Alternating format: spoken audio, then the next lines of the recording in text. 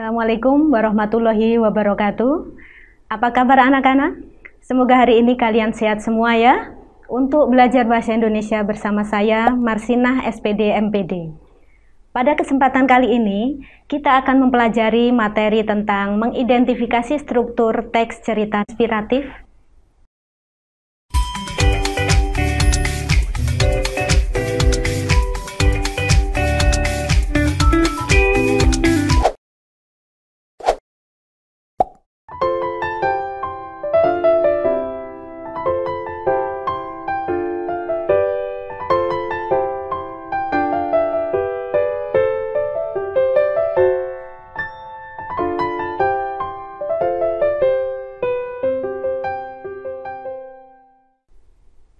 Apa sih pengertian teks cerita inspiratif?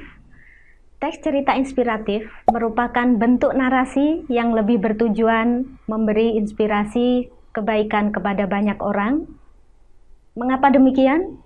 Karena inspirasi adalah percikan ide-ide kreatif atau ilham akibat hasil dari proses belajar dan peduli kepada sekeliling kita.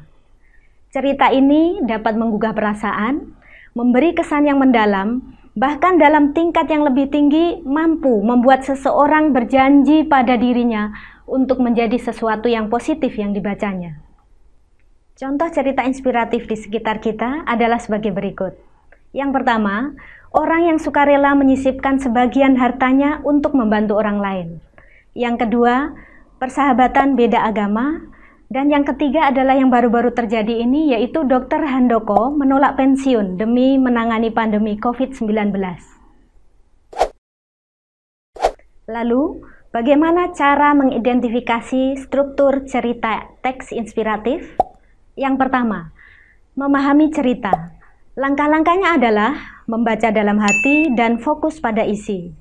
Mengapa membaca dalam hati? Dengan membaca dalam hati, kita bisa lebih fokus terhadap isi cerita.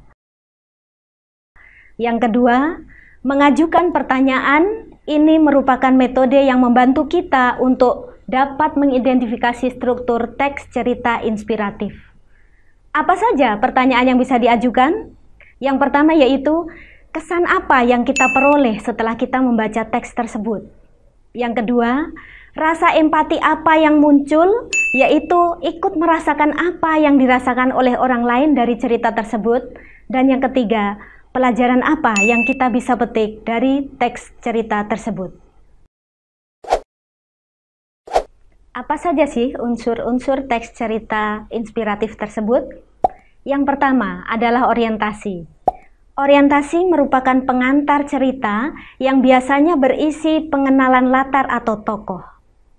Yang kedua, perumitan atau peristiwa, yaitu perumitan peristiwa adalah kisah tokoh dan peristiwa menuju ke puncak cerita. Yang ketiga, komplikasi. Komplikasi ini merupakan bagian puncak atau inti cerita sebagai tempat kisah yang menjadi inspirasi. Yang keempat, resolusi. Ini merupakan bagian dari peristiwa yang menyadarkan tokoh tentang kebaikan. Dan yang terakhir adalah koda. Koda adalah bagian dari bentuk cerita atau kesimpulan atau pesan moral yang akan disampaikan dari cerita tersebut kepada pembacanya. Demikianlah ulasan materi kita hari ini. Semoga bermanfaat. Sampai bertemu kembali pada video pembelajaran selanjutnya. Salam AGBSI, berbudi bahasa dalam kemajuan. Assalamualaikum warahmatullahi wabarakatuh.